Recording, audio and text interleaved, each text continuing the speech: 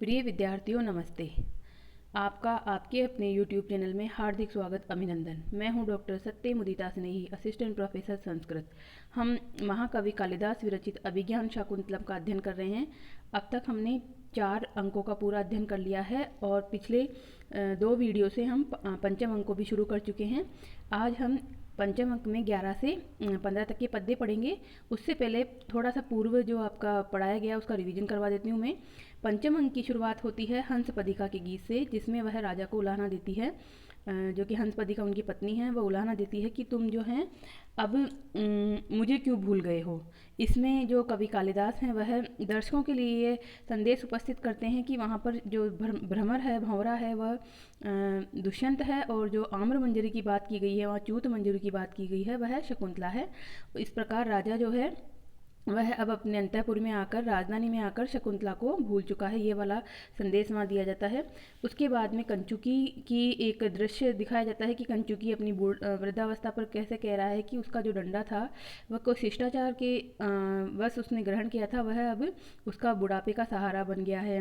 और वह इस दुविधा में है कि राजा आराम कर रहे हैं, अभी अपने काम से समाप्त करके काम को और आराम कर रहे हैं। तो मैं ये संदेश कि कण्व के शिष्य आए हैं कैसे दूँ, क्योंकि राजा के आराम में थोड़ा खलल पड़ेगा।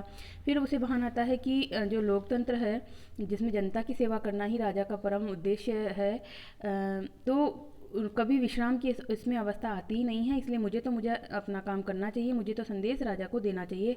इस प्रकार वो विचार करके राजा को संदेश दे देता है कि कण्व के शिष्य उपस्थित हुए हैं कुछ संदेश लेकर।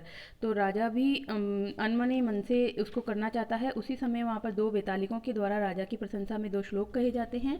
तो राजा का पुनः जो है उत्साह का सृजन हो जाता है और राजा बड़े उत्साह से उन जो कंचुकी है उनको कहता है कि जो पुरोहित हैं सोमरात, उनको कहिए कि वह उन ऋषि कुमारों का अच्छी प्रकार से स्वागत सत्कार करें और यज्ञशाला में मिलने के लिए ले आए। मैं वहीं पर उनका इंतजार कर रहा हूँ। और राजा जो है वेत्रवती के साथ में वहाँ पहुँच जाते हैं।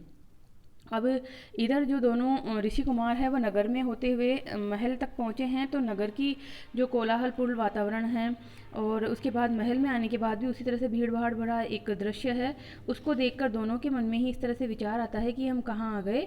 और इसमें से पहला जो है शारंग रव, वह कहता है कि मैं तो इस भीड़ भाड़ वाले स्थान को ऐसे देख रहा हूँ जैसे कि आग से घिरा हुआ कोई घर हो। तो मुझे बहुत व्याकुलता हो रही है यहाँ पर। यद्यपि यहाँ पर व्याकुलता का कोई कारण नहीं है, क्योंकि यहाँ पर किसी ने मेरा कोई तिरस्कार नहीं किया है, मेरा कोई अपमान नहीं किया है, पर फिर भी मैं यहाँ बहुत बेचैन हूँ और जल्दी से इस अवस्था से बाहर निकलना चाहता हूँ। इस प्रकार से कहता है कौन? शारंगरव। अब दूसरा जो है शारदवत, वह भी कहता है, वो श्लोक हम आज पढ़ेंगे कि किस प्रकार से मेरी भी यही स्थिति हो रही है और मैं भी इन लोगों को ऐसा ही समझता हूँ जैसा कि आप समझ रहे हैं। तो ये जो 11वां पद्य है ये आज हमें पढ़ना है। इसमें शारदवद शारंगरव से कहता है, यानी सभी से कहता है वहाँ पर कि मेरी भी क्या स्थिति हो रही है। तो देखिए इस श्लोक को हम आज देख लेते हैं। तो यहाँ पर शारदवद ने कहा, जाने भवानपुर प्रवेशात इत्थम भूतः समृद्धः अहमपि। जाने यानी जानता हूँ, ये लगता है आप पुर में प्रवेश करने से ही इस प्रकार के हो गए हैं। यानी जब से आप नगर में प्रवेश करे हैं तब से ही आप में भी ऐसी बेचैनी दिखाई दे रही है। और अहमपि, मैं भी क्या है। तो ये जो श्लोक है, ये श्लोक है यहाँ पर बहुत अच्छा श्लोक है कि किस तरह से नगरीय जीवन इनको खराब लग रहा है, क्योंकि ये तपोवन में शांत वातावरण में रहते हैं। आर्य जाति छंद में यह कहा जा रहा है श्लोक। तो देखिए यहाँ पर क्या कहा शारदवद ने, अभ्यक्तम इव स्नातः शुचिर असुचिम इव प्रबुद्धः इव सुप्तम बद्धम इव स्वेर गतिः जनम इह सुख संगीनम अवेमी। यह यहाँ पर सुख संगीनम, सुख संगी, सुख को चाहने वाले, सुख में आसक्त रहने वाले लोगों को मैं ऐसा मान रहा हूँ जैसे कि, अब यहाँ पे बहुत सारी उपमाएं दी जा रही है बताने के लिए कि सुख संगी लोग कैसे हैं यहाँ के नगर के लोग। तो अभ्यक्तम इव स्नातः, स्नात यानी स्नान किया हुआ व्यक्ति, अभ्यक्तम इव, अभ्यक्त यानी अभ्यक्त यानी है तेल लगाए हुए व्यक्ति के समान। तो यह प्राचीन समय की परंपरा रही है। वर्तमान में बहुत से लोग ऐसा करते हैं कि पहले शरीर पे तेल मालिश करवाते हैं अच्छी प्रकार से और उसके बाद स्नान करते हैं और बाद में तेल नहीं लगाते हैं। और अभी बहुत से लोगों की ये भी परंपरा है वर्तमान में कि नहाने के बाद हल्का फुल्का तेल लगाते हैं ताकि उसकी जो स्किन पर, चमड़ी पर नमी बनी रहे। परंतु प्राचीन समय में ऐसा नहीं था। नहाने से पहले तेल लगाया जाता था। तो यहाँ पे क्या कह रहा है, व्यक्ति स्नात है यानी स्नान किया हुआ व्यक्ति जैसे तेल लगाए हुए व्यक्ति को समझता है, यानी कि स्नान किया है तो उसने तो वो तो पवित्र हो गया, और जो अभी तेल ही जो पड़ के अपने शरीर पर बैठा है वह अभी पवित्र नहीं है। तो वैसे जिससे असोच का भाव एक उसके मन में आता है कि मैं तो तरोताज़ा हो गया और तुम जो है ऐसे हो, तो यहाँ पर स्नान किया हुआ व्यक्ति जैसे तेल लगाए हुए व्यक्ति को समझता है। और उसी प्रकार से शुचि ही अशुचिम इव, शुचि ही पवित्र व्यक्ति, अशुचिम इव शुचि को समझता है, लगता है उसे। प्रबुद्ध सुप्तम इव, प्रबुद्ध व्यक्ति, जागा हुआ व्यक्ति, सुप्तम इव सोए हुए को जैसे समझता है। पहले हम शाब्दिक अर्थ कर रहे हैं, फिर इसका दार्शनिक अर्थ भी है, वो भी मैं बताऊंगी आपको। बद्धम इव स्वेर गति, स्वेर गति अपनी गति से यानी अपनी स्वाधीन रहने वाला व्यक्ति बद्धम इव बंधे हुए को देखता है। और यह इस संसार में अवेमी यानी समझ रहा हूँ, यानी कि ये भाव तो पहले आ जाएगा, ये वाक्य तो पहले आ जाएगा अन्वय में। सुख संगीनम जनम स्नातः अभ्यक्तम इव शुचि अशुचिम इव प्रबुद्धः सुप्तम इव स्वेर गति बद्धम इव अवेमी, समझ रहा हूँ। यानी कि यहाँ के जो लोग हैं, क्योंकि ये तो गृहस्थ लोग हैं, मोह माया में फंसे हुए हैं, तो ये लोग कैसे हैं, तो ये लोग ऐसे हैं जैसे कि हमारी दृष्टि से अपवित्र हों। तो यहाँ पर दार्शनिक इसकी व्याख्या हम कर लेते हैं। इस श्लोक में मुमुक्षु जो व्यक्ति होता है, मोक्ष चाहने वाला जो व्यक्ति होता है, उसकी 4 अवस्थाओं का वर्णन किया गया है। सबसे पहले है इसमें है देह शुद्धि यानी नहा लिया यानी देह की शुद्धि, उसके बाद शुचि यानी मन की शुद्धि, उसके बाद जो है जागना और सोना, ये जो भाव है ये प्रबुद्ध वैराग्य हो जाना यानी वैराग की भाव आप में जागने लगे हैं, और लास्ट में आता है मोक्ष प्राप्ति। तो इसमें इस तरह से है। तो नहाया हुआ व्यक्ति अर्थात देह शुद्धि वाला व्यक्ति जिस प्रकार अशुद्ध देह वाले को देखता है, सांसारिक लोग भी विषयों में फंसे हुए हैं, अतः उनका शरीर जो है वो शुद्ध नहीं है।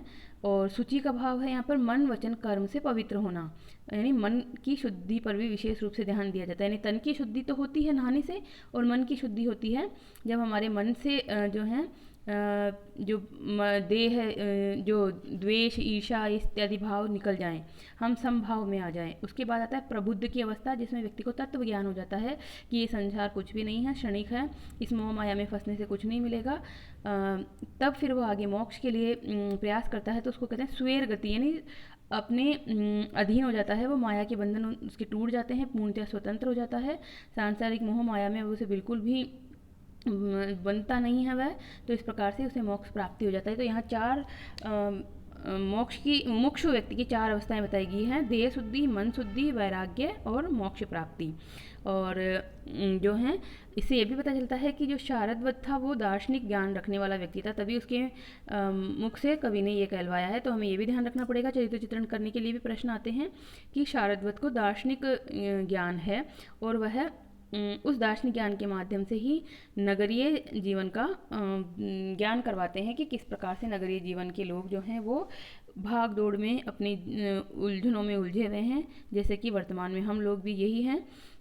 जीवन में पैसा कमाना और ये करना वो करना, ये पाना, एक चीज़ मिल गई तो दूसरी पे जाना, दूसरी मिल गई तीसरे पे जाना, इसके पीछे ही भागते दौड़ते रहते हैं, मानसिक शांति के लिए प्रयास नहीं करते, जो कि जीवन की अंतिम अवस्था में अनुभव होता है कि ये जो पैसा है ये कुछ भी काम नहीं आएगा, हमारा यहीं रह जाएगा सब कुछ, खाली हाथ आए थे और खाली हाथ ही जाएंगे। तो इस प्रकार का भाव मन में लास्ट की अवस्था में आता है जीवन में। ये पहले ही आ जाए तो व्यक्ति जो है इस तरह की इच्छाओं के पीछे ना भागे।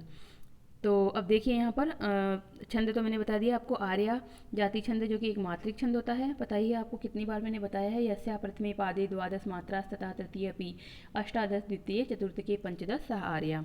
तो अब यहाँ पर है एक नया अलंकार, मालोपमा अलंकार। मालोपमा में क्या होता है, उपमा तो आप जानते ही हो, परंतु माला उपमा की माला जैसी बन जाए तो, यानी कि बहुत सारे उपमान दे दिए जाएं, तो मालोपमा यद एकस्य उपमानम बहु दृश्यते। मालोपमा तब होता है जब एक ही उपमेय के लिए बहुत सारे उपमान प्रस्तुत कर दिए जाते हैं। तो यहाँ पर बहुत सारे उपमान प्रस्तुत हुए हैं सुख संगी व्यक्ति के लिए, कि वह सुख संगी व्यक्ति ऐसा है जैसे कि बिना नहाया हुआ है, जैसे कि अपवित्र है, जैसे कि सोया हुआ है, जैसे कि बंधा हुआ है। इस तरह से यहाँ पर बताया गया है। तो टिप्पणी जो है यहाँ पर यही बात बता रही है आपको, सुख संगी जन उपमेय के लिए कहीं उपमान उपस्थित किए गए हैं, अतः मालोपमा अलंकार है। 6 का अनुप्रास और वृत्यानुप्रास भी मिल जाते हैं। आर्य जाति छंद है। अब आगे देखिए, ग्रामर की दृष्टि से तो मैं व्याकरणात्मक टिप्पणियां बता भी सकती हूँ आपको, कुछ देख ली चलो। अभ्यक्त, अभि प्लस अंज धातु से त प्रत्यय है इसमें। प्रबुद्ध, प्रबुद्ध में भी त प्रत्यय है, प्र उपसर्ग पूर्वक। बुद्ध धातु से त प्रत्यय, और उसके बाद में स्वेर, स्वेर शब्द में स्व प्लस इर होता है। और क्या देख सकते हैं हम इसमें, अवेमी क्रिया है इसमें मुख्य, और यू जगह जगह यू आया है, इतना सारा यू आया है, इसलिए मालोपमा अलंकार है। ये आपको अवश्य बताना है। तो चलो आगे चलते हैं। अब शकुंतला क्या कहती है? शकुंतला निमित्तम सूचित्वा, निमित्त यानी कुछ उसे अपशकुन का सूचित्वा, सूचना मिल रही है, उसकी आंख जो है फड़फड़ा रही है। अहो किम में वामेतर नयनम विस्फुरति, अहो यानी अरे, आश्चर्य हो रहा है उसे, मेरा वाम से इतर, वाम यानी होता है बायां, और इतर यानी हो गया उससे इतर यानी दायां, दायां नयन क्यों फड़फड़ा रहा है? यानी कि आई तो वो शुभ काम के लिए है, अपने पति के घर में आई है, तो अच्छा वाला नेत्र फड़फड़ाना चाहिए था, परंतु नेत्र फड़फड़ा रहा है यहाँ बायां। तो स्त्री का बायां नेत्र या बायां अंग जो है वो अशुभ माना जाता है, और जो है पुरुष का दायां अशुभ माना जाता है। तो इस प्रकार से यहाँ पर जो भारतीय संस्कृति में इस तरह के शकुन अपशकुन की बातें होती है, वो भी कालिदास यहाँ पर प्रकट करते हैं कि किस प्रकार से अभी भी ग्रामीण क्षेत्रों में बहुत से लोग ऐसे मानते हैं कि आँख नेत्र का फड़फड़ाना और इस तरह से अशुभ होता है। तो बायां नेत्र अच्छा होता है स्त्री का, और दायां नेत्र बुरा होता है। तो यहाँ पे कहा जा रहा है कि दाहिनी आँख मेरी क्यों फड़फड़ा रही है? तो गौतमी ने भी वही बात सुनी वहाँ पे, क्योंकि शकुंतला ने ओपनली कही, वो बात सुनाकर ही कही। तो कह रही है, जाते प्रतिहतम अमंगलम, हे पुत्री अमंगल दूर हो, तुम्हारा कोई भी अमंगल हो अगर तो वह दूर हो। सुकानी ते भत्री कुल देवता वितरंतु, ते भत्री कुल देवता, तुम्हारे पति के कुल के देवता, कुल की देवियाँ, कुल के देव होते हैं, कुल देवी जो हैं वह ते तुम्हारे ऊपर सुखानी वितरंतु, सुख का वितरण करें, यानी तुम्हारे ऊपर सुख बरसाएं, सुख प्रदान करे तुम्हें, कोई किसी भी तरह का तुम्हारा अमंगल ना हो, इस प्रकार से वह कहती हैं। तो आगे पुरोहित है, तो पुरोहित राजानम निर्दिश्य, राजा को निर्देशित करते हुए, भो तपस्विन है, अरे अरे तपस्वियों, असावत्र भवान वर्णाश्रमाणाम रक्षिता प्रागेव मुक्तासनो वह प्रतिपालयति, हे तपस्वियों, यह हमारे जो हैं देव, पूजनीय देव, वर्णाश्रमाणाम रक्षिता, वर्ण आश्रम यानी वर्ण व्यवस्था और आश्रम व्यवस्था के रक्षक यानी कि पालक, इनके राज्य में वर्ण व्यवस्था और आश्रम व्यवस्था दोनों ही सम्यक प्रकार से चलती है। वर्ण व्यवस्था आपको पता है, ब्राह्मण क्षत्रिय वैश्य शूद्र 4 प्रकार के वर्ण, और आश्रम व्यवस्था में 4 प्रकार के आश्रम होते हैं, ब्रह्मचर्य, गृहस्थ, वानप्रस्थ और संन्यास। तो इस प्रकार की व्यवस्था को बनाए रखने वाले ये जो राजा हैं वो प्रागेव, पहले ही मुक्त आसन, आसन से मुक्त होकर, आसन को छोड़कर, वह प्रतिपालयति, हमारी प्रतीक्षा कर रहे हैं। यानी कि राजा जो हैं आसन पर नहीं बैठे हुए हैं, अपने सिंहासन पर नहीं बैठे हुए हैं, बल्कि ऐसे ही टहलते हुए बड़े बेचैनी से उनके आने की प्रतीक्षा कर रहे हैं। तो पुरोहित ने कहा कि वह पश्य एनम, इनको देखो, यानी इनकी ओर देखिए, यानी इनसे मिलिए। तो शारंगरो क्या कहता है वहाँ पर, बहु महाब्राह्मण है, कामम एतत् अभिनंदनीयम, हे महाब्राह्मण। तो महाब्राह्मण इसको कह रहे हैं पुरोहित को, सम्मान सूचक ही है ये। बाद में महाब्राह्मण शब्द अपमान के रूप में, गाली के रूप में भी प्रचलित हो गया था, परंतु यहाँ पर गाली के रूप में नहीं है, यहाँ पर इसी रूप में है कि सम्मान सूचक ही है, हे महाब्राह्मण। कामम यानी भले ही, एतत् अभिनंदनीयम, ये बहुत ही अभिनंदन के योग्य है, हम भी इसका अभिनंदन करते हैं। तथापि वयम अत्र मध्यस्था, हम तो यहाँ मध्यस्थ हैं। मध्यस्थ का मतलब है यहाँ पर उदासीन है, तटस्थ हैं, हमें इससे ज़्यादा फर्क नहीं पड़ता कि हमारा कोई सम्मान करने के लिए कोई खड़ा हुआ है या ये, क्योंकि हम तो सभी प्रकार की प्रशंसा से और इस तरह के भावों से मुक्त हैं। और इस तरह का मध्यस्थ होने का मतलब यहाँ पर ये भी भाव हो सकता है कि कण्व ऋषि के द्वारा भेजे हुए मध्यस्थ हैं ये, तो राजा के पास आए हैं कण्व ऋषि का संदेश लेकर, तो राजा जो भाव प्रकट कर रहे हैं कि खड़े होकर इंतजार कर रहे हैं, तो ये तो इनका जो है सम्मान कण्व ऋषि के प्रति जाएगा। हमें इसमें इस सम्मान को ग्रहण करने की योग्यता नहीं है, हम इस सम्मान को नहीं ग्रहण कर सकते।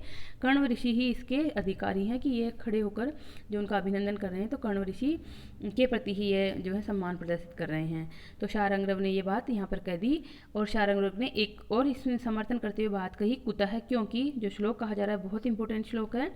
ये श्लोक जो है नीति शतक में भी मिलता है, परंतु हमें यहाँ पर अभिज्ञान शाकुंतलम के पंचम अंक का 12वां श्लोक के रूप में मिल रहा है। ये इसमें है आपका वंशस्थ छंद। तो देखिए, वंशस्थ छंद तो एक बहुत छोटा सा ही छंद होता है। जतौ तु वंशस्थम उदीरितम जरौ, इस तरह से लक्षण होता है। तो देखो, भवन्ति नम्रास्तर्व फलागमयी नवाम्बुभीर दूर विलंबिनो घनाः अनुद्धता सत्पुरुषा समृद्धिभिः स्वभाव एवेश परोपकारिणाम। तो यहाँ पर क्या कह रहे हैं कि राजा की विनम्रता झलकी है यहाँ पर, कि राजा जो है इंतजार कर रहा है खड़ा होकर, जो भी तपस्वी कुमार वहाँ पर आए उनके लिए, तो वो विनम्र है। इतना बड़ा सम्राट, चक्रवर्ती सम्राट होते हुए भी वह कोई घमंड के भाव नहीं है, बल्कि विनम्रता का भाव लिए हैं। तो इसकी जो है यहाँ पर दृष्टांत दिया जा रहा है इन 3 लाइनों में 3 चीज़ों से। तो देखिए कैसे, भवंती नम्रा तरव फलागमी, तरव है वृक्ष, फलागमी फलों के आ जाने पर, फलों से लद जाने पर, नम्रा भवंती नीचे की ओर झुक जाते हैं, अर्थात विनम्र हो जाते हैं। भार की वजह से पेड़, जैसे मान लीजिए कोई आम का पेड़ है, उसे बहुत सारे फल आ गए हैं, तो वो झुकने लगेगा, नीचे की तरफ ही झुकेगा। वृक्ष पे जो फल लगे होते हैं वो नीचे की तरफ ही लटकते हैं, ऊपर की तरफ नहीं जाते हैं, तो नीचे की तरफ उनमें यानी विनम्रता आ जाती है उसमें। नव अम्बु भी, नव यानी नवीन, अम्बु भी यानी पानी से, नवीन पानी यानी वर्षा ऋतु के समय में नवीन पानी को धारण किए हुए, घना यानी कि बादल, दूर विलंबिना, दूर तक नीचे आ जाते हैं, लटक जाते हैं, यानी ये भी भूमि की तरफ, नीचे की तरफ झुकते हैं, यानी यहाँ पर भी विनम्रता का ही गुण झलक रहा है। नवीन जलों से भरे हुए जो बादल हैं वह धरती की ओर, नीचे की ओर लटक आते हैं, यानी विनम्र हो जाते हैं। सत्पुरुषाः समृद्धि भी अनुद्धतः, सत्पुरुष यानी सज्जन लोग, समृद्धि भी, समृद्धियों को प्राप्त करके, संपत्ति को प्राप्त करके, अनुद्यता उद्यत नहीं रहते हैं, यानी कि घमंड उनसे बाहर चला जाता है, वह बहुत ही विनम्र हो जाते हैं, सुशील हो जाते हैं। स्वभाव एव एष परोपकारिणाम, परोपकारियों का, एव एषः एव स्वभाव, यह ही स्वभाव है, ही लगा दिया यहाँ पर, जोड़ दे रहे हैं, परोपकारी लोगों का ऐसा ही स्वभाव है। तो वृक्ष भी परोपकारी है, बादल भी परोपकारी है, और सज्जन पुरुष की संपत्ति भी परोपकार में ही काम आती है। तो ये जो पद्य है वो परोपकार के निबंध में आपने बचपन में जरूर याद किया होगा, और नहीं किया हो तो अब याद कर लीजिएगा, क्योंकि परोपकार में लिख सकते हैं आप इसको कि परोपकारियों का स्वभाव किस प्रकार का होता है। उनकी सारी संपत्ति दूसरों के काम आती है और वो बहुत विनम्र हो जाते हैं। तो यहाँ पर वंशस्थ वत के माध्यम से बताया जा रहा है। अब देख लीजिए इसमें कुछ जो हैं अलंकार वगैरह। तो अलंकार देखिए, यहाँ पर 4 अलंकार हमें मिलते हैं। सबसे पहले हम देखते हैं अतिशयोक्ति अलंकार। तो अतिशयोक्ति अलंकार में क्या है कि यहाँ पर अचेतन वृक्ष और मेघ में चेतन में रहने वाली नम्रता और दूर विलंबन, दूर नीचे लटकाने के अभेद रूप से वर्णन होने से अतिशयोक्ति अलंकार है। क्योंकि अतिशयोक्ति अलंकार में क्या होता है, सिद्धत्वे अध्यवसाय से अतिशयोक्ति निगद्यते, अध्यवसाय के सिद्ध होने पर अतिशयोक्ति कही जाती है। अध्यवसाय क्या होता है, अध्यवसाय होता है उपमेय का निग्रहण करके उपमान के साथ उस उपमेय का अभेद का ज्ञान करवाना। तो यहाँ पर भी अभेद का ज्ञान हुआ है। अचेतन वृक्ष और मेघ में रहने जो है यहाँ पर, इन दोनों अचेतन चीज़ों में चेतन में रहने वाले गुणों को, नम्रता को और दूर विलंबित को समझाने की वजह से अभेद हुआ, यानी अतिशयोक्ति हो गया यहाँ पर। दूसरा है यहाँ पर माला प्रति वस्तु उपमा अलंकार। तो पहले भी हमने माला प्रति वस्तु उपमा अलंकार मैंने समझा चुकी हूँ आपको। क्या होता है, प्रत्येक वस्तु में, प्रत्येक पदार्थ में उपमा होती है और वो माला के समान क्रमशः आगे बढ़ती है, और यह जो है व्यंग्य रूप में होती है उपमा यहाँ पर, यानी साम्य बताया तो जाता है परंतु वो व्यंग्य रूप में बताया जाता है। तो यहाँ पर विनम्रता जो गुण है, विनय गुण के ही प्रकारांतर से 3 पद बताए गए हैं, इसलिए यहाँ पर माला प्रति वस्तु उपमा है, क्योंकि विनम्रता के लिए ही ये कहा जा रहा है कि तरवह जो है नम्रः नम्राह हो जाते हैं, दूर विलंबित हो जाते हैं और अनुद्यत हो जाते हैं। ये तीनों ही चीज़ें किसके लिए है? विनम्रता रूपी गुणों के लिए ही है। तो माला प्रतिवस्तु उपमा है। और यहाँ अप्रस्तुत प्रशंसा भी है, क्योंकि विशेष दुष्यंत के स्थान पर सामान्य सज्जन का वर्णन यहाँ पे किया गया है। तो यहाँ अप्रस्तुत प्रशंसा है। अप्रस्तुत प्रशंसा अलंकार 5 प्रकार का होता है। तो यहाँ विशेष से सामान्य की ओर, विशेष से सामान्य का बताने वाला जो है अप्रस्तुत प्रशंसा है। फिर नीचे की पंक्ति में देखिए, सबसे लास्ट पंक्ति जो है सुक्ति है। तो जब सुक्ति कोई आती है तो वहाँ पर अर्थांतर न्यास अलंकार अवश्य होता है। तो यहाँ पर ये सुक्ति जो है एक सामान्य कथन है। इस सामान्य के द्वारा विशेष रूपी इन 3 ऊपर की पंक्तियों से समर्थन करवाया जा रहा है। तो सामान्य का जो है विशेष से समर्थन हो रहा है और साधर्म्य से समर्थन हो रहा है ये, क्योंकि साधर्म्य यानी समानता बताई जा रही है कि परोपकारी लोग भी नम्र होते हैं और जो हैं फल और घन और ये जो सत्पुरुष हैं ये भी नम्र होते हैं। और अर्थांतर न्यास अलंकार को आपका लक्षण पता ही होगा आपको। सामान्यम व विशेषो व तदन्येन समर्थ्यते यत्र सो अर्थांतर न्यास साधर्मेण इतरेण वा। काव्य प्रकाशकार मम्मट ने इस प्रकार से कहा है। अलंकारों को आपको विशेष प्रकार से प्रयासपूर्वक समझना होगा। जो अब तक पढ़ा दिए हैं उसमें मैंने पढ़ा दिए हैं। यहाँ आप जो हैं प्लेलिस्ट में जाइए, उसकी यूट्यूब की जो चैनल है, चैनल की प्लेलिस्ट में जाइए, आपको अलंकार अवश्य मिलेंगे। वहाँ समझ लीजिए अलंकारों को, तो आपको इस तरह से व्याख्या में लिखने में काम आएंगे। तो ये जो है 4 अलंकार हमें यहाँ मिल गए हैं। बहुत अच्छा ये पद्य है परीक्षा की दृष्टि से। और इसमें जो है परोपकारी व्यक्ति की विशेषताएं बताने के कारण ये याद करने योग्य पद्य हैं। इसको आप वंशस्थ पद्य के उदाहरण के, वंशस्थ छंद के उदाहरण के रूप में भी इसको आप याद कर सकते हैं। अब देखिए यहाँ पर हम देख लेते हैं कुछ इसकी टिप्पणियाँ। तो कुछ और भी लिखा हुआ है क्या यहाँ पे हमें टिप्पणियों में? तो नम्राह, नम्र प्लस र प्रत्यय है यहाँ पर। और यहाँ पर विनम्रता तो परोपकारियों का स्वभाव ही है। इसे ही शारंगदेव ने वृक्ष से, मेघ से और सज्जन व्यक्ति के उदाहरण से व्यक्त किया है। और देखिए यहाँ पर दूर विलंबिन है, दूर विलंब णी प्रत्यय है। और यहाँ पर परेशान उपकार है, परोपकार है, ऐसे ये बनता है शब्द। स अस्ति एशामिति परोपकारिण है, इन्हीं प्रत्यय लग गया इसमें। पर प्लस उप प्लस क्री प्लस निणी, इस प्रकार से यहाँ पर है। परोपकार शब्द बना, परोपकारिण है बना फिर। और ये भर्तृहरि के नीति शतक में भी ये पद्य पाया जाता है। तो इस प्रकार से आप इसको देख सकते हैं। अब आगे हम देखते हैं प्रतिहारी। प्रतिहारी ने क्या किया? दूर से ही देखा इनको आते हुए, तो क्या करिए वो? देव प्रसन्न मुख वर्णा दृश्यन्ते जानामि विश्रब्ध कार्य ऋषये। प्रतिहारी से प्रश्न पूछा था पिछले वीडियो में हमने देखा था। उसने प्रश्न पूछा था कि तुम क्या सोचती हो, क्यों आए होंगे ये ऋषि कुमार? तो अब वो उनको दूर से आता हुआ देख रही है। तो देखते हुए कह रही है, हे देव, हे महाराज, ये सभी जो है प्रसन्न मुख वाले दिखाई दे रहे हैं। इनके मुख पर तो प्रसन्नता झलक रही है। इसलिए लगता है कि यह किसी विश्रब्ध कार्य से, किसी विश्वस्त कार्य से, किसी शांति प्रिय कार्य से ही आए होंगे। कोई शिकायत करने या किसी तरह की कोई उलाहना देने नहीं आए होंगे। ये तो चेहरे पे जो भाव जो लग रहा है वो तो प्रसन्नता का भाव है। तो राजा जो है शकुंतलाम दृष्टवा, शकुंतला को देखकर, अथ अत्र भवती, और यह देवी, यानी कि इतना जो 4 लोगों का ग्रुप है उसमें शकुंतला पर उसकी नज़र पड़ी राजा की सबसे पहले। और ये स्वाभाविक है क्योंकि राजा जो है यहाँ पर दिखाए गया भ्रमर की प्रवृत्ति का, तो स्त्री पर उनकी नज़र पड़ी है। और वह कह रहा है, और यह देवी किस लिए आई होगी यहाँ पर? तो ये श्लोक उसने कहा राजा ने। क्या श्लोक कहा? कास्विद अवगुंठनवती नाति परिस्फुट शरीर लावण्या मध्ये तपोधनानाम किशलयम इव पांडुपत्राणाम। उपमा अलंकार के उदाहरण में भी इसको बहुत अच्छा माना जाता है क्योंकि बहुत अच्छी उपमा है यहाँ पर। उपमा कालिदास से अगर जो आपके आता है व्याख्या करने के लिए, तो उसमें भी आप इस श्लोक को लिख सकते हैं। तो राजा ने यहाँ पर क्या कहा? राजा ने कहा कि यह कौन है, कैसी कौन? तो एक तो उपमा दी और 2 उसके विशेषण बताए शकुंतला के, और आर्य जाति छंद में ही ये कहा गया है। तो देखिए उसने क्या कहा? पांडुपत्राणाम मध्य, पांडु पत्र, पीले पीले पत्तों के मध्य, किसलय इव, नवीन किसलय यानी जो कोमल पत्ता होता है जो हल्का हल्का लाल रंग लिए हुए होता है वैसे। तपोधनानाम मध्य, तपस्वियों के मध्य।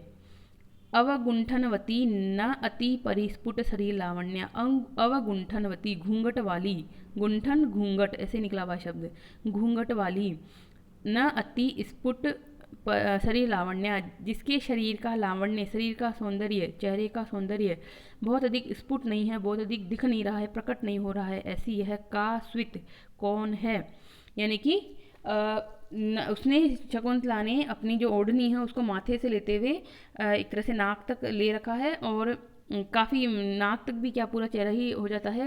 घूंघट लेने में और पर्दा लेने में अलग अंतर होता है। पर्दा प्रथा अलग थी, घूंघट निकालना भारतीय संस्कृति की परंपरा है। अभी भी गाँवों में महिलाएं जो है घूंघट निकालती है ताकि वह अपने सौंदर्य की भी रक्षा कर सकें और एक स्वाभाविक लाज जो होती है स्त्री में वह भी बनी रहे।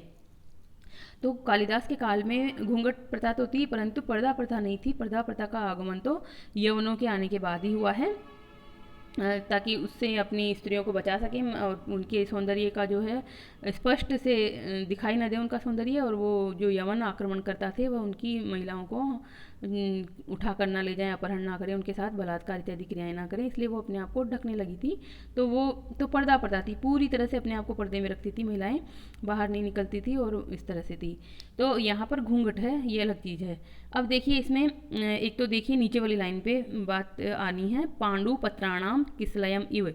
पांडु यानी पीले पीले पत्तों के बीच में, नवीन किसलय के समान। तो यहाँ जो तपस्वी हैं, जो गौतमी हैं वह भी, और जो दोनों ऋषि कुमार हैं शारंग्रह और शारद्वत भी, दोनों ने, तीनों ने बल्कि पीले कपड़े पहने हुए हैं क्योंकि वो ऋषि हैं।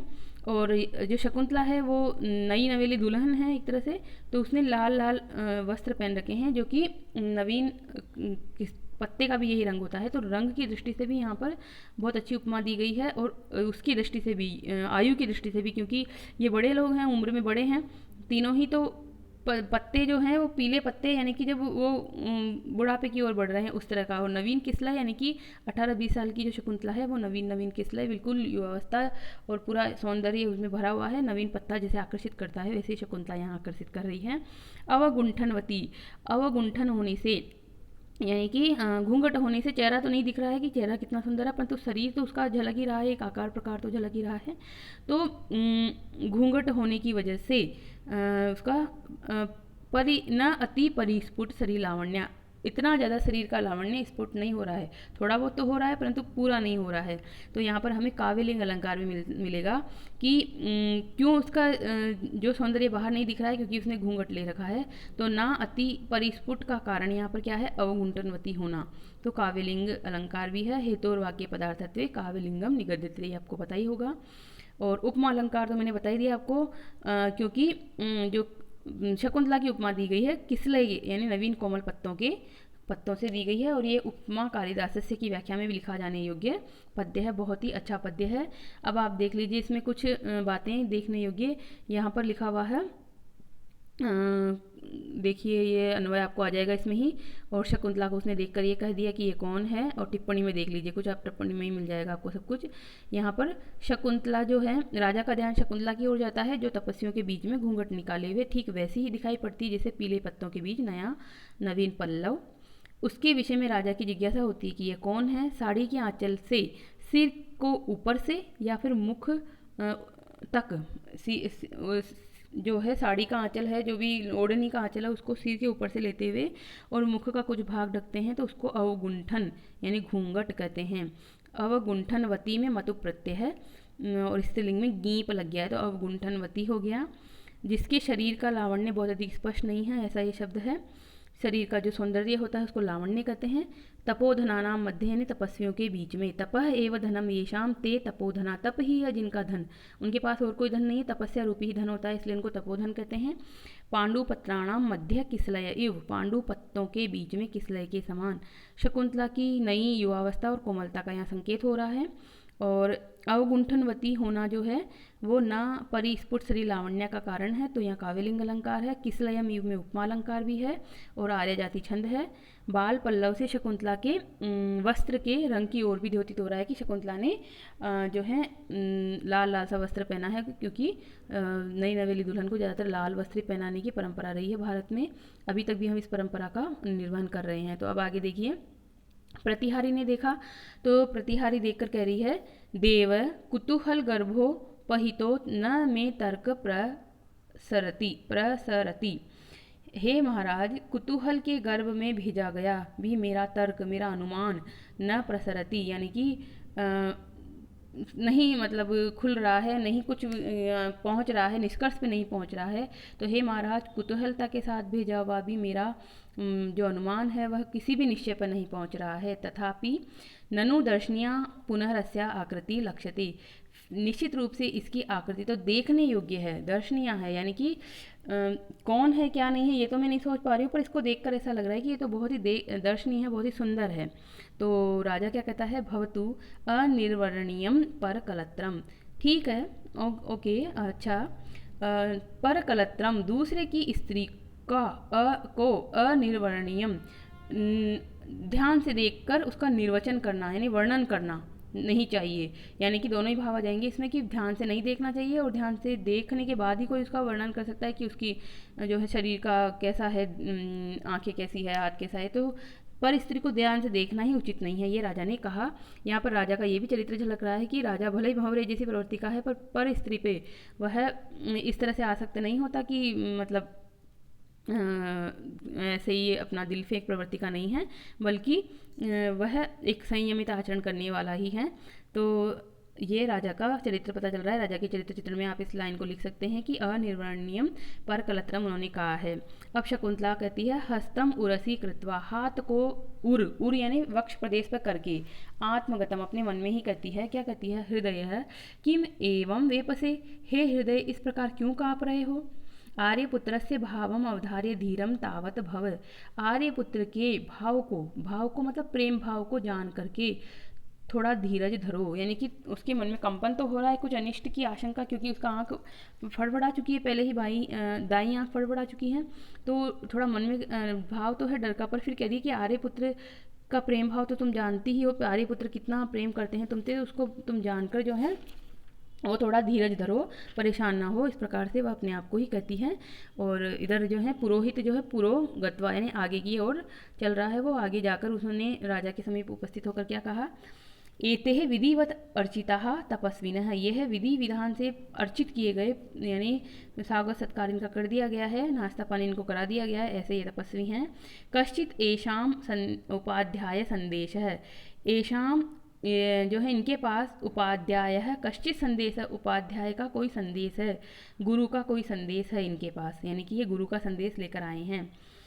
तम देवम श्रोतुम अर्हति, उसको देव सुनने की के लिए योग्य है, यानी आप सुनिए इनका क्या ये उपदेश लेकर आए हैं। तो राजा कहता है, अवहितो अस्मि, अवहित हूँ यानी सावधान हूँ, मैं सावधान होकर बिल्कुल ध्यान लगा लिया है मैंने, मैं सुन रहा हूँ। ऋषि जो है ऋषय है, हस्तान उद्यम्य, हाथों को ऊपर उठाकर, विजयस्व राजन, राजा की जय हो, जय हो, इस तरह से संबोधन करते हैं। और राजा सर्वान अभिवादये, सभी का मैं अभिनंदन करता हूँ। तो ऋषियों ने आशीर्वाद दिया, इष्टेन युजस्व, इष्ट से युक्त हो जाओ, इष्ट चीज तुम्हें मिल जाए। तो यहाँ पर शकुंतला की ओर इशारा है कि तुम्हारी इष्ट, तुम्हारी इच्छित चीज़ तो शकुंतला थी, और हम शकुंतला को तुमसे योग करवाने, तुमको से मिलवाने लाए हैं, यानी प्रदान करने आए हैं, तो तुम्हें वो प्राप्त हो जाए, अभिष्ट तुम्हें प्राप्त हो जाए। तो राजा ने पूछा, अपि निर्विघ्न तपस्या मुनय, क्या जो है मुनि वहाँ पर जो ऋषि लोग हैं वह निर्विघ्न तपस्या वाले हैं, यानी ऋषि लोगों की तपस्या निर्विघ्न चल रही है। तो इसका जवाब देते हुए क्या कहते हैं दोनों ऋषि कुमार, ऋषय है, कुतो धर्म विघ्न, धर्म क्रिया विघ्न सताम रक्षी तरी त्वयि, तमस्तपति घर्मांशो कथम आविर्भविष्यति। ये भी यहाँ पर है, जो है अनुष्टुप छंद में है, ये छोटा सा छंद होता है, बताइए आपको अनुष्टुप छंद। तो राजा ने पूछा, तब तो ऋषियों ने क्या कहा, ऋषियों ने कहा, सताम रक्षी तरी त्वयि, सज्जनों के रक्षक तुम्हारे होने पर, यानी सज्जनों के रक्षक हैं आप, और तुम्हारे यानी आपके विद्यमान रहने तक, कुतः धर्म क्रिया विघ्न है, धर्म क्रियाओं में विघ्न कहाँ से, धर्म क्रियाओं में विघ्न तो आ ही नहीं सकता है। फिर आगे नीचे वाली लाइन में देखिए, तपह तपति घर्मांशो, घ शब्द है, ध्यान रखिए, धन ये घ है, घर्मांशो यानी अंश यानी किरणें, और घर यानी उष्ण किरणें, उष्ण किरणों के उष्ण किरणों वाला कौन होता है, सूर्य, सूर्य का पर्यायवाची शब्द है। सूर्य के तपति, तपते रहने पर, प्रकाशित रहने पर, कथम किस प्रकार से, तमः आविर्भविष्यति, अंधकार प्रकट हो सकता है, यानी जब तक आकाश में सूर्य चमकता रहता है तब तक तो अंधकार नहीं होता है, सूर्य के चले जाने के बाद ही अंधकार होता है। तो आप जो हैं इस संसार के सूर्य हैं, और आपके रहते हुए हमारे कार्य में विघ्न नहीं आ सकता है। तो इस प्रकार से राजा की प्रशंसा कही गई है यहाँ पर श्लोक यानी अनुष्टुप छंद के माध्यम से। तो यहाँ पर देखिए दो अलंकार है यहाँ पर। दृष्टांत, दृष्टांत अलंकार है क्योंकि दृष्टांत में क्या होता है, दृष्टांतस्तु सर्वधर्मस्य वस्तुनः प्रतिबिंबनम। तो इस श्लोक में राजा को सूर्यवत बताया गया है, सूर्यवत तेजस्वी हितकारी बताया गया है, अतः दृष्टांत अलंकार है। और एक अर्थापत्ति अलंकार भी यहाँ पर है क्योंकि कुतः पहले लाइन में जो आया कि कुतः और दूसरी लाइन में आया कथम, इन दोनों शब्दों से ही यहाँ ऐसा प्रकट हो रहा है कि ऐसा नहीं हो सकता। अर्थात शाब्दिक अर्थ तो क्या है कि कैसे, आपके रहते हुए धर्म क्रिया में विघ्न कैसे, इसका भाव हुआ कि ऐसा नहीं हो सकता कि विघ्न हो जाए। इसी तरह से नीचे की लाइन में है कि सूर्य के रहते हुए अंधकार कैसे, यानी अंधकार नहीं हो सकता। तो अर्थापत्ति अलंकार में भी यही होता है कि वहाँ पर कहा जाता है एक लक्षण उसके लिए, दंडा पुपिकया अर्थांतर आपतनम अर्थापत्ति। दंडा पुपिकया न्याय से दूसरे अर्थ का आपड़ना वहाँ पर अर्थापत्ति होता है। कि एक उदाहरण है कि डंडे ने जो है चूहे ने डंडा खा लिया, अर्थात उसने डंडे में लगा हुआ मालपुआ भी खा लिया, पुआ भी खा लिया, तो ये भाव से निकलता है। उसी प्रकार से यहाँ पर एक शब्द कहा जा रहा है परंतु उसका भाव दूसरा निकला, अर्थ, अर्थ अंतर, दूसरा अर्थ निकल रहा है, अर्थांतर। तो इस प्रकार से यहाँ पर अर्थांतर अलंकार है।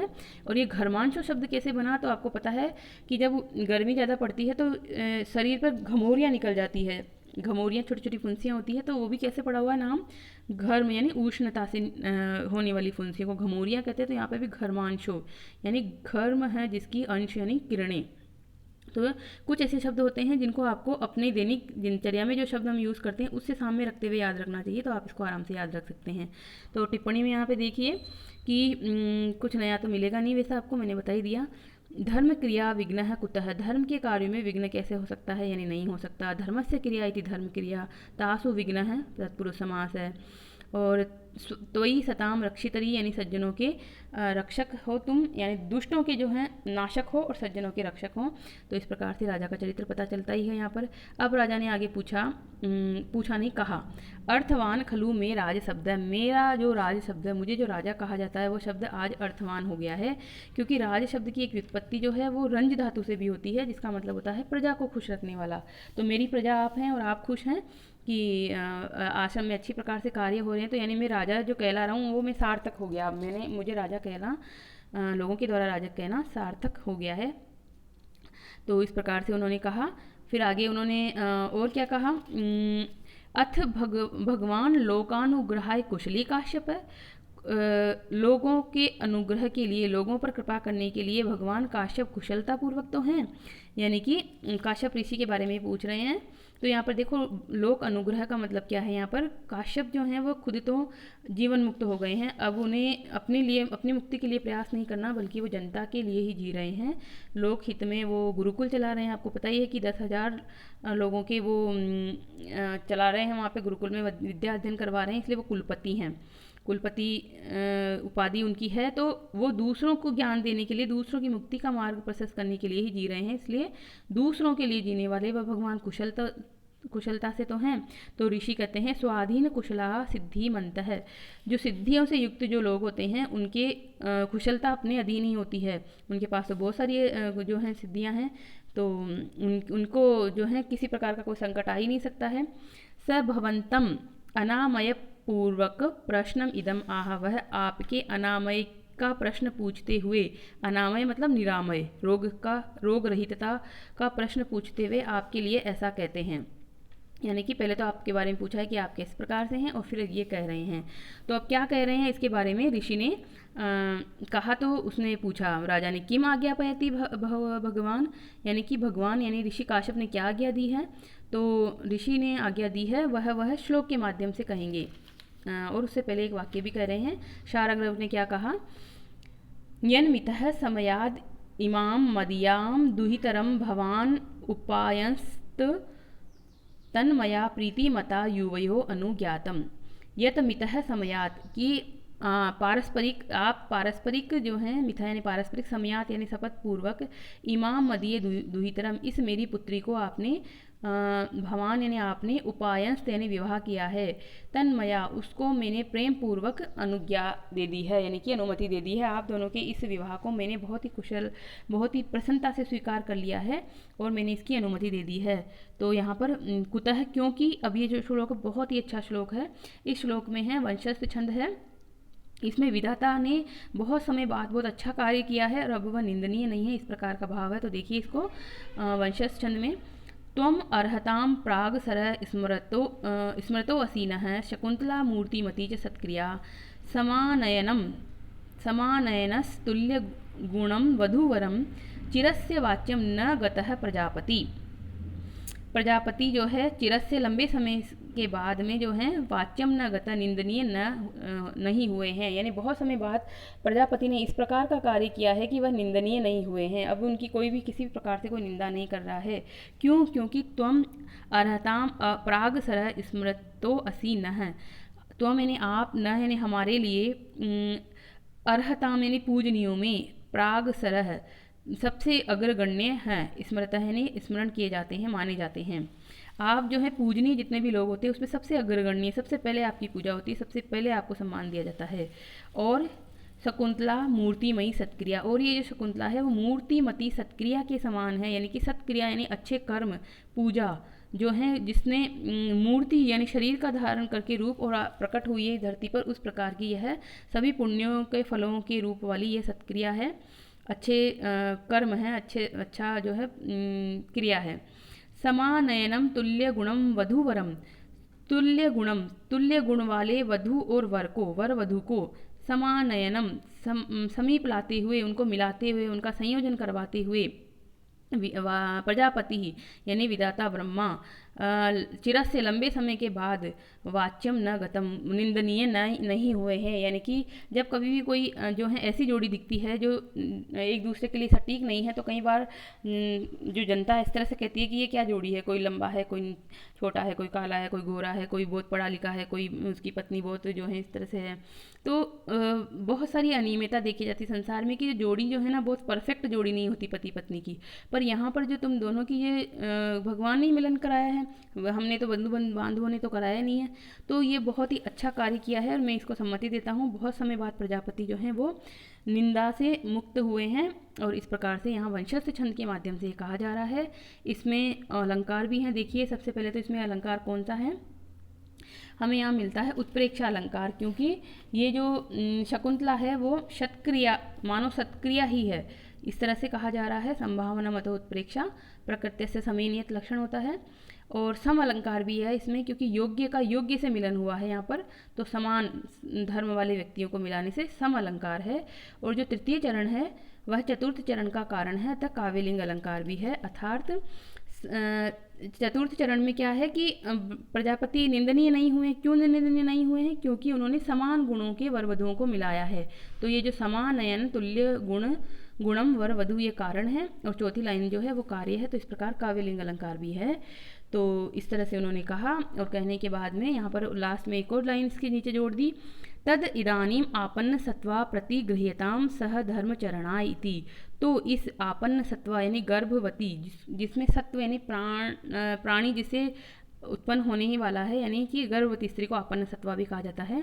तो इस गर्भवती को आप सहधर्मचरणाय अपनी धार्मिक क्रियाओं में सहभागी बनाने के लिए प्रतिगृह्यताम ग्रहण कीजिए। तो आपको ये भी पता होगा कि जब भी कोई यज्ञ वगैरह करते हैं राजा लोग या कोई भी लोग, तो पत्नी को भी साथ में बिठाते हैं उसमें, तो वह हर कार्य में उनकी सधर्मचारिणी होती है, हर कार्य में भागीदार होती है। तो इसलिए पत्नी के लिए यहाँ पर सधर्मचारिणी शब्द भी कहा जाता है।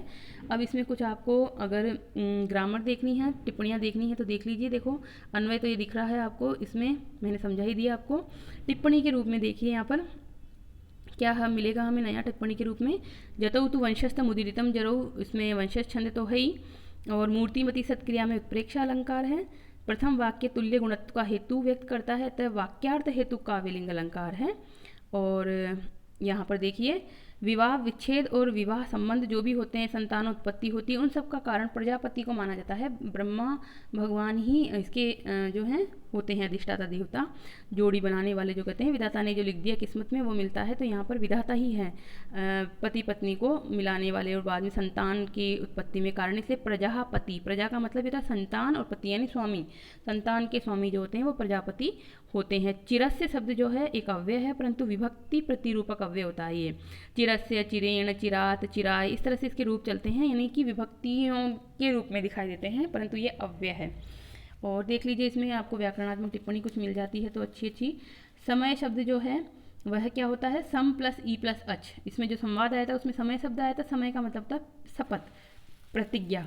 दुहितर, दुहितर का मतलब था डॉटर, यानी कि गाय को दूहने वाली जो होती थी उसको दुहिता कहा जाता था। प्राचीन समय में जो पुत्री थी वही गाय को दूहने का काम करती थी, इसलिए दुहितर। और दुहितर से ही अंग्रेजी शब्द डॉटर, क्योंकि अंग्रेजों को उच्चारण करना तो आता नहीं था तो उन्होंने दुहितर को क्या कर दिया, दुहितर, डॉटर, डॉटर, ऐसे डॉटर शब्द बना है, तो ये भी दुहितर से ही निकला हुआ शब्द है। और दूसरी व्युत्पत्ति दुहिता की ऐसे भी होती है, दूरे हिता भवती थी दुहितर, यानी जो दूर हो जाती है, विवाह होने के बाद दूर हो जाती है, इसलिए। उपायंस्त में क्या होता है, उपसर्ग पूर्वक यम धातु है विवाह करने अर्थ में। अर्हताम, अर्हताम का मतलब होता है पूजनीय, और ये अर्हत शब्द ही बाद में जैनियों और बौद्धों ने यूज़ किया है। अर्हत आप उसमें पढ़ते हैं, अर्हत और बोधिसत्व इस तरह से प्रयोग होते हैं, तो पूजनीय व्यक्ति होते हैं अर्हत, इस तरह से यहाँ पर। और एक शब्द आया था इसमें प्राग सरह, तो प्रकर्षेण अग्रे सरति इति प्राग सरह, अग्र श्री धातु से अप्रत्यय ट का हो जाता है, इस प्रकार से यहाँ पर।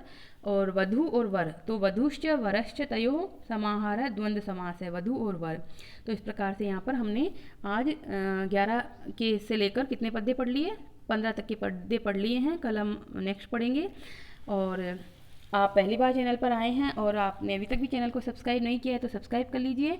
किसी भी तरह की कोई सुझाव हो तो कमेंट बॉक्स में अवश्य लिखें, और लाइक ज़रूर करें, क्योंकि मुझे लगता है कि मैं बहुत मेहनत से पढ़ा रही हूँ, तो आप इसको अवश्य ही लाइक कीजिए। ज़्यादा से ज़्यादा लाइक होगा तो हमें भी प्रोत्साहन मिलता है कि हमारा जो कार्य है वो बच्चों को पसंद आ रहा है, उनके लिए हितकारी हो रहा है। तो इतना ही मेरा कहना है। कल फिर मिलेंगे इसके अगले भाग के साथ में। तब तक के लिए खुश रहिए, स्वस्थ रहिए, पढ़ते रहिए, और इसको ज़्यादा से ज़्यादा शेयर करते रहिए, अन्य तक पहुंचाते रहिए, ताकि सभी इससे लाभान्वित हों। धन्यवाद। ओके।